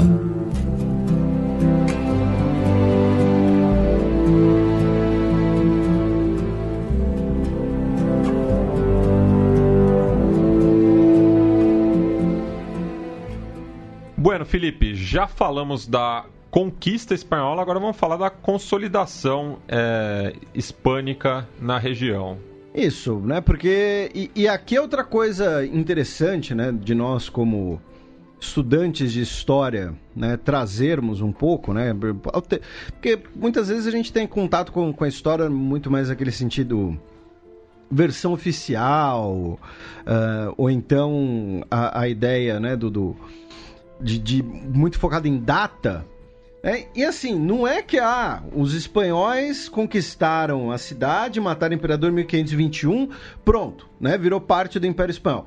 Não, foram quase 2 séculos, tá? Se a gente quiser ser mais preciso ali, uns 160 anos, de uma constante guerra para impor esse domínio contra outros povos, outras cidades, rebeliões por parte dos nativos. Como a gente registrou num programa recente sobre o Chile em relação ao sul do país, né? Tipo, durou até o século XIX. E a gente falou um pouco disso no programa sobre a Bahia, né? Com o Irlã, né? Que o início da colonização portuguesa na Bahia foi uma guerra. E no caso do México, né, o principal foco foi ali a Península de Yucatán. A Península de Yucatán demorou mais de um século para ser conquistada pelos espanhóis. Até porque era uma zona de conflito já antes mesmo da chegada dos espanhóis, né? Porque é justamente ali o limite entre o domínio asteca e maia, né? Isso. A gente falou um pouco sobre os maias no programa sobre a Costa Rica, se não me engano, né? Que foi o nosso mais recente. E outra coisa que, assim, os espanhóis, como a gente mencionou, eles eram um número pequeno, um número reduzido. E eles vão, então, para conseguir garantir o seu domínio, usar muito da estrutura local. E quando a gente fala da estrutura, estamos falando inclusive da estrutura política. Tá? Então, nobres indígenas prometiam lealdade à coroa espanhola, ou seja, substituiu o rei asteca, né, o imperador asteca, pelo vice-rei espanhol. Você pagava tributos, tinha que mobilizar a força de trabalho servil. Em troca, digamos assim, eles eram protegidos pelos espanhóis e tinham que se converter ao cristianismo, pelo menos nominalmente. E essa outra foi uma característica marcante, né, do início, da presença espanhola no México como um todo, que é a perseguição às práticas religiosas. Né? A primeira coisa foi o banimento, a proibição de sacrifícios humanos. Foi instaurada uma Inquisição mexicana, tá? Então, sabe quando, né, ninguém espera a Inquisição espanhola? Então, a Inquisição espanhola, o que aconteceu? Como o México era meio longe, as pessoas já ficavam esperando a Inquisição espanhola. Então, você criava a Inquisição mexicana, porque aí ninguém esperava a Inquisição mexicana, e que, pelo menos, só no caso de pessoas serem supostamente judias, 324 pessoas foram processadas pela Inquisição Espanhola como suspeitas de serem judeus entre 1571, quando foi estabelecido, até 1700. A Inquisição Mexicana oficialmente durou até 1820, e dessas, 29 pessoas foram executadas por serem judeus. E claro, isso sem falar em outros castigos, tanto físicos como penas de prisão, perder propriedades, enfim, esse tipo de coisa. Então, assim, o México, ele passou por um processo, né, que a gente costuma chamar isso de o espírito cruzadístico, que é você espalhar o cristianismo, você impedir fés locais, fés regionais. Então, a ideia, quando o México torna-se independente, era assim, o México, ele vai ser ali, entre aspas, um pedacinho de Europa na América, muito parecido com o que acontece no Brasil. Uma civilização branca, espanhola, né, os principais proprietários, os principais políticos brancos espanhóis, baseados no cristianismo e numa identidade espanhola. E isso só vai mudar depois, é quando eu disse que o uso, né, que a gente vai ver no próximo programa, quando o uso daquela herança indígena vai ter um uso político. Durante ali, o período da Nova Espanha, né, o vice-reino da Nova Espanha, nós teremos as chamadas repúblicas de índios, né, que são essas regiões que eram basicamente tributárias dos espanhóis, que nobres mantinham ali seu privilégio, e principalmente tinham que ceder trabalho. Né? Então, o sistema de encomienda, né? Que é o trabalho servil, né? Na qual o indígena ele tinha que trabalhar, né? De forma forçada para os líderes locais e para os líderes espanhóis, né? numa pirâmide. Né? Então, você trabalha um pouquinho para o líder local, um pouquinho mais para o líder da outra região e bastante para o vice-rei. Né? Os espanhóis proprietários tinham o direito de coletar esse tributo servil, né, que é uma forma de pagar tributo. Nas regiões de mineração, nós tínhamos escravidão, propriamente dita. Tá? A maioria das comunidades tinha trabalho servil, que é diferente, tá? E tributo. Mas nas regiões de mineração nós tivemos escravidão, ponto final. Tá? E...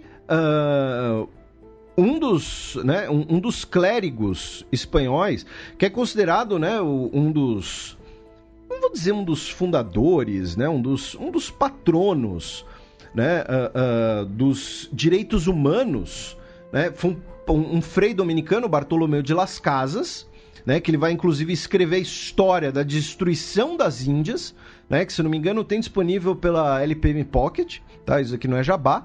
Ele era bispo de Chiapas. E ele escrevia, né, e ele defendia os indígenas, ele escrevia, relatava as violências sofridas pelos indígenas, né, e ele era contra isso. E aí, para contornar, e aí você vê, né, como assim, o cara é um patrono dos direitos humanos, mas ele ainda é um fruto da sua época, né? Como uma forma de contornar isso, ele defendia a importação de africanos escravizados. Porque você maltratar o africano não tinha tanto problema assim. Só que, quando ele viu que justamente por conta desse pensamento os africanos eram mais maltratados ainda, ele teria repensado. E tem gente que coloca até assim, um pouco de revisionismo, né? Mas idealismo, talvez, dele ter sido ali um dos primeiros abolicionistas, né? Ainda no século XVI, né? Claro, isso aqui é um belo de um exagero, tá? Mas ele era um crítico a esses abusos contra as populações indígenas. E o México, ele vai passar por um processo também parecido com o do Brasil, que é, no século XVI e século XVII, cerca de 700 mil espanhóis chegam no continente americano. Mais da metade deles chega no atual México. E a maioria deles, a imensa maioria deles, era de homens solteiros. A ideia do desbravador, a ideia do bandeirante e tudo mais. Isso quer dizer o quê? Então que as famílias, digamos assim, né, eram formadas a partir do rapto, do concubinato, da violência sexual contra as mulheres indígenas, especialmente no caso mexicano. Por isso que a população mexicana ela acaba sendo muito mestiça, porém é aquela coisa, né? Também no Brasil, você tem um filho mestiço que é o menos favorito, o meu filho mesmo é se eu tiver filho com uma branca, né? Com uma espanhola branca. O criollo. Isso. O México vai ter um papel muito importante no comércio e na exploração de metais, né? É do México que saía, de 1566 até 1790, a Frota de Índias, que era popularmente chamada de Frota do Tesouro, né? Que você já viu em filmes, em jogos de pirataria, era a grande ambição dos piratas do Caribe, que era o seguinte, uma vez por ano, você partia uma frota do México carregando o ouro explorado, os metais preciosos explorados naquele ano, né? Então, assim, e a gente falou isso um pouco no programa sobre o Equador, a gente falou isso em outros programas, né? Sobre o Chile também, que o metal, né? O metal explorado, ele ia do atual Equador para o México, era levado por terra ou por navegação costeira, concentrava tudo no México, colocava nos galeões, num comboio, né? Para facilitar a proteção, comboio armado, claro, e partia para a Espanha. E ele voltava carregado com o que precisasse e de pessoas, né?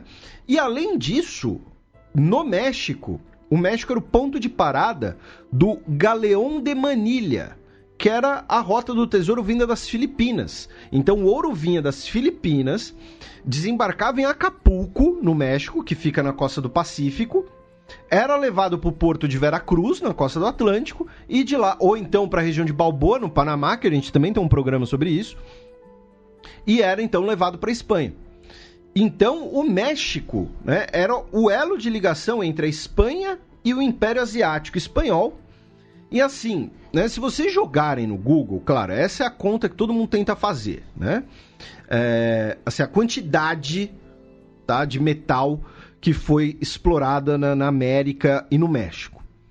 Em relação à prata, você tem registros muito mais sólidos.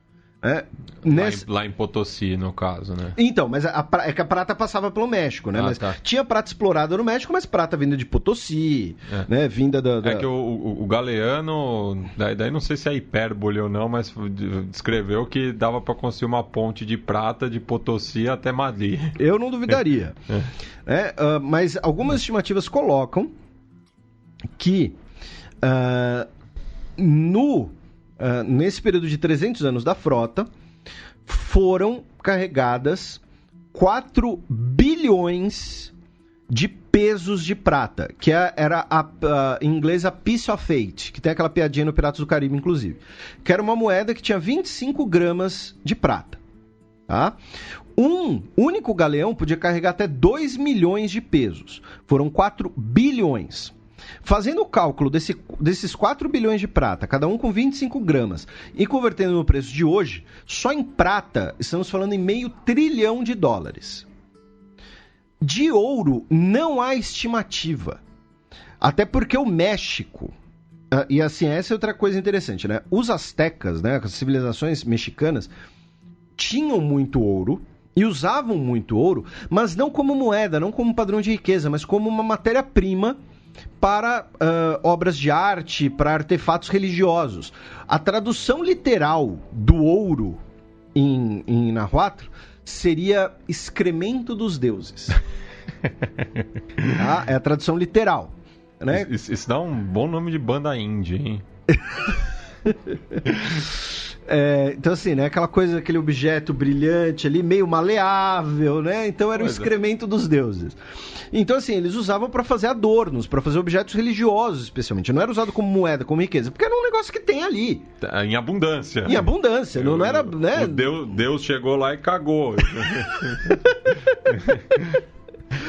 Então assim, não há estimativa do ouro extraído no México, porque tinha muito.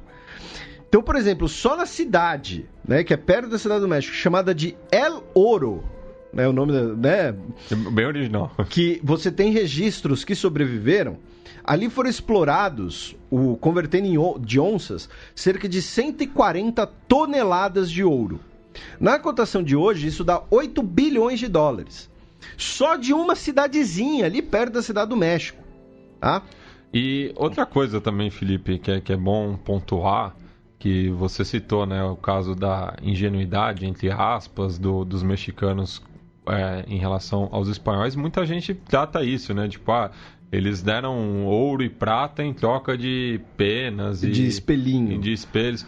Mas o valor é completamente subjetivo, Sim. justamente. Então, para eles, realmente, o ouro não tinha o mesmo valor que tinha para os europeus, porque vira uma commodity, no caso, né, na Europa, justamente porque tinha pouco. Por isso que acaba virando o lastro, né? Sim. A riqueza do país estava... era medida através da quantidade de ouro que ele tinha. Mas aqui no continente americano é completamente distinto. Como curiosidade, assim, para quem quiser um pouquinho mais sobre isso, né, que o Matias deu uma introdução, tem um Nerdologia sobre isso que eu fiz recentemente, sobre moedas. E como curiosidade, para os gregos, a moeda mais valiosa era de ouro, porque você tinha muita mina de prata na Grécia. Para os egípcios era o contrário. Porque no Egito você tinha muito ouro. Então o raro era a prata. Então para eles a prata tinha mais valor. Porque assim, o valor de uso é porque são bons condutores, não corroem, né? O ouro ele é inoxidável, o ouro não estraga tal. Mas enfim, o fato é, levaram muito metal precioso, né, ali da cidade do México, da região do México, e por conta da atividade de piratarias, o México ele tinha apenas 2 portos abertos, os que a gente citou, Veracruz e Acapulco, e muito militarizados, muito protegidos, né, com fortes e tudo mais. Então o México ele acabou herdando, né, desse período espanhol uma cultura de estar, digamos assim, fechado em relação ao resto do mundo. Né? Durante a colonização, as missões de evangelização continuam, e o posto de vice-rei do México acabou sendo um posto tão poderoso, porque assim, o cara controlava reservas de ouro, o cara controlava regiões extremamente fortificadas, uma população muito grande, tinha mais gente no México do que na Espanha. Então que o vice-rei da Nova Espanha acabava tendo um poder, né, que muitas vezes ele tinha ali uma disputa de poder, uma rivalidade com a coroa espanhola. Né? Você tinha uma série de divisões internas na Nova Espanha por conta de questões administrativas, de autoridade, tanto que em 1786 nós vamos ter as reformas Bourbon, que vão criar as chamadas intendências como uma forma de limitar o poder do vice-rei, porque o vice-rei da Nova Espanha naquele momento era uma figura extremamente poderosa. E então chegamos né, esse daqui é uma pincelada sobre o período colonial, e aí a gente chega no período da independência. Lembrando, né, as independências da América Hispânica são uma consequência das guerras napoleônicas, especialmente. Né? Com as guerras napoleônicas, nós temos um distanciamento, né, entre a metrópole e as colônias, nós temos uma substituição dos espanhóis pelos britânicos nesse papel comercial. Em 1808, né, o Napoleão Bonaparte faz uma cagada dupla, que é botar o seu irmão José Bonaparte no trono da Espanha. Porque uma cagada dupla? Primeiro, porque os espanhóis vão se revoltar. Como assim se depõe o nosso rei? A gente deve nossa lealdade ao Fernando VII, não a esse José Bonaparte. E segundo, o irmão dele era um bundão. Assim, de incompetente, de covarde, enfim. Então, com a deposição de Fernando VII, né, começa aquele processo de lideranças locais, né, os ricos proprietários conservadores mexicanos, né, mostrar-se contrário às políticas napoleônicas mais liberais. Né? Lembrando, a Espanha e Portugal eram absolutistas nessa época ainda. Tá? E só fazendo autorreferência, Felipe, a gente tratou especificamente desse período no primeiro bloco do Fronteiras Invisíveis do Futebol 13, que trata sobre a Copa América. Então, para quem tiver mais interesse sobre o processo de descolonização da América Espanhola, principalmente, ouve lá a edição 13 do Fronteiras Invisíveis do Futebol. E, nesse momento, você vai ter uma união entre esses conservadores, grandes proprietários, que eram contra as políticas napoleônicas, e também os liberais, que vão passar a fazer parte dessa administração mexicana, né, desvinculada da Espanha, e que defendiam um modelo mais liberal, que defendiam um modelo de um México democrático, alguns já republicanos. Ambos vão chegar num consenso ali de que o México deveria então tornar-se independente, livrar-se das amarras espanholas, inclusive, né, como parte desse processo. E aí nós temos o período de independência que vai de 1810 a 1821. Tá? O primeiro momento da independência vem, né, inaugurado com o Grito de Dolores, que é o principal feriado nacional mexicano. E o México tem uma coisa curiosa, né? Algumas coisas curiosas. Uma delas é as lideranças clericais. Né? O papel da Igreja Católica era muito grande nas comunidades. Né? Até porque o ensino era boa parte religioso. Então, sabe aquele carinho que você sente, às vezes, por um professor ou professora que você teve, você encontra na rua e tal? As pessoas tinham isso com os clérigos, além de serem, claro, os padres das paróquias e tudo mais. Então, o primeiro, né, grande defensor aberto da independência mexicana é o padre Miguel Hidalgo, que vai dar o chamado Grito de Dolores, convocando seus compatriotas a se revoltarem contra os espanhóis. Inclusive, eu citei no bloco anterior a cidade de Pachuca, ela é capital do estado de Hidalgo. Não se sabe direito qual foi exatamente o discurso dele, mas tem uma versão que diz que ele teria inclusive dito... tinha um termo pejorativo para os espanhóis brancos, né? Sei lá, os Matias. Né? E aí ele disse, morte aos Matias, né? Imagina um padre gritando isso, meio... E ele foi executado. Será que não é Güero? Eu não lembro o termo. É que o Brujeria, que inclusive vai fechar o programa, usa bastante esse termo para falar dos brancos em geral. E ele vai ser executado em 1811, o levante dele é um levante extremamente popular, mal organizado, facilmente debelado. Porém, um outro padre, o padre Morelos... Outro estado. E aí o padre Morelos, ele organiza, né, diversas lideranças pela independência na Junta Suprema Nacional, que defendia um projeto de república, um congresso eleito por sufrágio universal, igualdade das raças com fim da escravidão, ou seja, um projeto bastante ambicioso. Ele também é executado em 1815, e aí de 1815 até 1821... nós temos um momento que é chamado das guerras de guerrilhas, né, em que nós vamos ter essas lideranças locais lutando pela independência contra as tropas pró-coroa, porém sem uma grande articulação.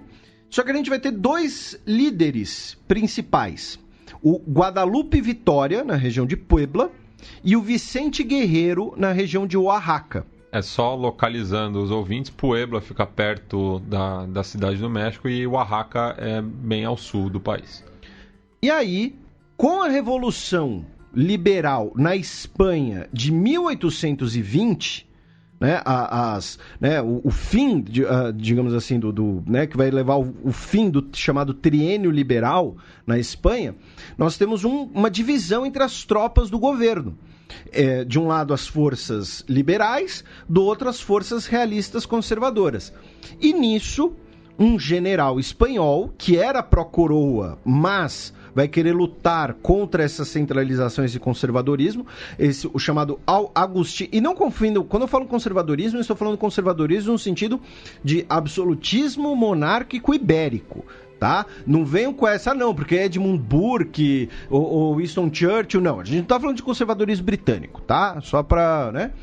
Então, nós teremos esse general, o Agustín Iturbide, que vai virar a casaca, vai passar para as tropas pró-independência, vai, em 1821, fazer o Pacto de Iguala com o Guerreiro e o Guadalupe Vitória, né, esses líderes guerrilheiros. E então, no 27 de setembro de 1821, nós temos a entrada das tropas pela independência na Cidade do México e o estabelecimento do primeiro Império Mexicano. O México foi fundado como monarquia, com esse general, Agustín de Iturbide, como imperador. Mas que era assim, em maio de 1822, ele se autoproclamou imperador, mas era para ser uma medida temporária. A ideia era que, nesse acordo ali entre liberais e conservadores, o México ia ser uma monarquia constitucional. Nem uma república, nem uma monarquia muito fechada. E aqui na América do Sul, novamente, era uma das ideias do San Martín, por exemplo. Sim. O Bolívar, que era muito mais republicano, radical nesse sentido. Então eles queriam, era uma medida temporária, bota o Iturbide aí de regente, né? E até a gente convencer algum membro de alguma família europeia a aceitar a coroa do México. Só que aí o Iturbide falou, regente coisa nenhuma, eu vou ser imperador mesmo, a coroa é minha. Ele manda fechar o Congresso Constituinte, porque ele passa a entrar em conflitos com o Congresso, e o Congresso diz que o Congresso, que é o único representante da soberania da nação, único, proíbe qualquer gasto não autorizado pelo Congresso e elimina a possibilidade de empréstimos. E aí o Iturbide fala, quer saber? Vou fechar o Congresso, as tropas são minhas. Ele cria uma junta instituinte para redigir uma nova Constituição e aí inicia um processo de crise dentro do México. Em 1823, temos a Declaração de Independência das Províncias Unidas da América Central, e aí a gente tem programa sobre Costa Rica. O Panamá era da Colômbia, né, na época, mas tá ali. O da Guerra do Honduras também, Honduras e El Salvador.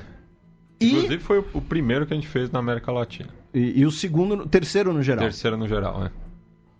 E no meio dessa crise nós temos o levante contra o Iturbide do general Santa Anna, né, que, se você falar rápido, é General Santana, né, mas Santa Anna com 2 N's. O Santa Anna, que tinha o apelido de Napoleão do Oeste, né, por ser ali um líder militar, ele derrota, né, o Iturbide. O Iturbide vai para o exílio na Europa em março de 1823. E aí, o que o cara me faz? Em fevereiro de 1824, ele estava lá na Itália, de boa, manda uma carta para o Congresso mexicano falando, olha, tô voltando. E aí o Congresso vira e fala, olha, se você voltar, você vai ser declarado traidor, assim como todo mundo que te apoiar. Ele foi lá, trucou, desembarcou no México em 14 de julho de 1824. Pra que ele fez isso? Para ser fuzilado 5 dias depois. Então, 19 de julho de 1824, o primeiro imperador mexicano foi fuzilado. E aí, nós temos no período de Santana, né, o início da consolidação da independência, esse período inicial, em que nós vamos ter, de um lado, os federalistas, né, defendendo ali a criação de um Estado centralizado, e de outro lado os caudilhos, né, os caudilhos regionais, querendo cada um mandar na sua região. O México, na época, era um país gigante, tá, porque não era só o atual México, era o México, depois ainda os países da América Central, mas principalmente hoje, né, os Estados Unidos, Texas, Novo México, Arizona, Califórnia, Colorado, parte de Utah. O total do México, na época, era de 5.000 quilômetros quadrados. Hoje, ele seria o 7º maior país do mundo, tá? Se ainda fosse tudo isso. Em 1824... E passaria os Estados Unidos? Não passaria. Quer dizer, não sei, né? Porque tem que fazer a subtração. Eu só fiz eu sou burro, desculpa, eu só fiz a soma, não fiz a subtração. Depois eu tenho que fazer isso. São criados os Estados Unidos mexicanos, que vai durar de 1824 até 1835. O primeiro presidente vai ser o Guadalupe Vitória, aquele líder lá da independência, que na verdade ele se chamava Félix Fernández. Mas ele adotou o nome de Guadalupe Vitória. Guadalupe, como agradecimento a Nossa Senhora de Guadalupe, que é a padroeira mexicana. E Vitória. Tipo, Vitória mexicana. Né? Durante o mandato dele é declarado o fim da escravidão. É um período marcado por estagnação econômica. Em 1829, vejam só, então o México ele concretiza sua independência lá em 1821. Tá, com a tomada da Cidade do México. Em 1829, 8 anos depois, a Espanha manda uma expedição restauradora, tá, comandada por Isidro Barradas, um exército espanhol para retomar o México. Ele é derrotado na Batalha de Tampico, tá, e o governo da Isabela II vai reconhecer o México apenas em 1836. Tá? E o período, né, esse período que a gente vai, né, abordar mais a fundo no próximo programa, logo depois da presidência do Guadalupe Vitória, é chamado de Era de Santa Anna. Né? Por quê? Porque de 1832 até 1854, né, e mesmo antes ele tinha, né, a sua carreira militar, mas nesses 22 anos ele vai ter 12 mandatos não consecutivos como presidente. Entendeu? Então, assim, ele era o presidente por algumas semanas. Vamos fazer eleição. Fizeram a eleição. Deu merda na eleição. Né? Queimaram as urnas, teve fraude. Então bota o Santana de presidente de novo. Aí o Santana fica uns anos, aí depois umas semanas. Então, assim, é a Era de Santa Anna. Tá? com a primeira né, os Estados Unidos mexicanos é substituído pela República Centralista do México, que dura de 35 a 46, com a ideia de um governo mais central, autoritário, para garantir a unidade territorial do México. E em 1846 volta a ser Estados Unidos mexicanos, que vai ser até 1863. E aí, no nosso próximo programa, a gente vai retomar dessa era de Santa Anna, que inclui, né, as perdas territoriais para os Estados Unidos, mudanças econômicas e depois, né, Porfiriato, Revolução Mexicana e tudo mais que tem direito. Mas para o programa de hoje a gente fecha aqui com essa consolidação da independência, a expedição espanhola e, finalmente, a Era de Santa Anna, né, aí que vai durar 20 anos até meados do século XIX. Bem, Felipe, ao longo do programa eu dei 2 dicas culturais, eu tenho mais 2 mais relacionadas ao futebol, mas em relação à história do México, qual é a boa para os nossos ouvintes? Eu também vou fazer que nem você e vou apelar. Tá? Para quem quiser uma leitura aprofundada, tá? Para quem quiser uma parada mais forte, tá? Sobre os códices, tem o livro do professor Eduardo Natalino, tá? Publicado pela Alameda Editorial, Tempo, Espaço e Passado na Mesoamérica. Tá? Autor Eduardo Natalino dos Santos, professor da USP. Mas esse é o livro... E que jogava no modo de produção Futebol Clube. Mas esse daqui, como eu disse, é o nível hard. Tá? Esse aqui é se você gosta muito, se você já tem alguma intimidade. Não é uma leitura introdutória. Para leituras introdutórias, né, eu que sou adepto, né, eu sou um grande fã dos manuais e dos livros de bolso. Idem. Nós temos pela EdPro o História Concisa do México, tá? Que é uma coleção que tem História Concisa do Insira Aqui o País. Tá? E tem um volume sobre a História do México. É uma coleção cuja curadoria é muito bem feita. Tá? Então, assim, são sempre obras que você pode confiar como um ponto de partida. Tá? Claro, nunca vai ser uma coisa muito detalhada, mas é ponto de partida, tá, gente? E justamente eles recomendam bibliografia, filmografia... Exatamente. E, para quem lê inglês, uma leitura de bolso, na coleção da Oxford Very Short Introduction, tem um livro sobre os astecas, né? The Aztecs. E assim, eu sempre recomendo essa coleção porque ela também tem uma outra característica, que assim, eu ouvi dizer que se você não tiver dinheiro para comprar os livros, você pode... dá para encontrá-los, né, na internet, para serem baixados de métodos, né, por métodos aí alternativos. Tá? Mas se você tiver grana, você pode comprar a versão e-book, você pode comprar a versão em papel e tal. Então, tá aí do David Carrasco. E, finalmente, se você ouviu o programa e que ficou interessado nesse negócio de porradaria, de guerra, conquista, as guerras entre os povos indígenas anteriores, a editora Osprey britânica, que eu sempre recomendo como editora especializada em temas militares, tem 5 livros sobre isso, tá? Um sobre guerreiros astecas, outro sobre os exércitos zapotecas e mixtecas, outro sobre a cidade de Tenochtitlán, as fortificações astecas, outro da coleção Essential Histories, que é um livro basicamente de história sobre a conquista espanhola. Então, assim, a editora Osprey tem uma série de livros sobre os astecas. Fica aí a recomendação, assim, um combo de dicas e sugestões para aprofundar.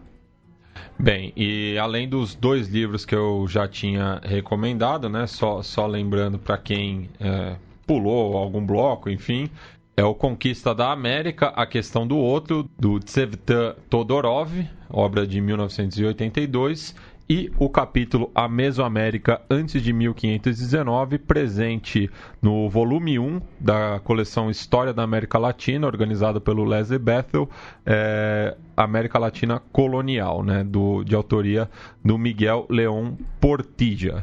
Agora, falando do futebol mexicano propriamente, eu vou indicar o documentário Ilusión Nacional, que me foi indicado pelo amigo Maurício Targino, um dos membros do Baião de 2 aqui, programa dedicado ao futebol nordestino aqui da casa, e também o livro História Mínima do Futebol na América Latina, de autoria do Pablo Alabarces, uma das maiores referências sobre o futebol latino-americano e que foi editado pelo Colégio de México. Então essas são minhas dicas futebolísticas. E a gente vai encerrar essa edição ouvindo a música México Campeão, do Brujeria, banda de death metal, que tem um pé na fronteira ali, um pé em Tijuana, outro em Los Angeles, né? Essa música faz parte do último álbum deles, de 2016, o Pocho Aztlán, justamente, né? A gente fala de Aztlán, e é a música 9, que fala sobre um hipotético título mundial do México. Porque sonhar é de graça. Sonhar é de graça, mas, enfim, se vocês entenderem a letra, eu dou um abraço em vocês, porque é grindcore, death metal, enfim, mas tem a letra aí disponível na internet depois. E com isso a gente vai tendo uma tradição também aqui no programa, né, Felipe, de trazer bandas de metal de países onde a gente não imaginaria que tem uma cena local. Pior que não fui eu que falei de brujeria, eu nem conheço tanto assim, foi ideia do Matias, antes que alguém culpe a minha influência roqueira aqui. Eu imaginava que o Matias ia meter algum ritmo tradicional, algum instrumento indígena, mexicano, sei lá, não conheço nada. Enfim, vamos terminar com brujeria, que eu gosto bastante, com México Campeão. Ra, ra, ra! ¡Sí, señor!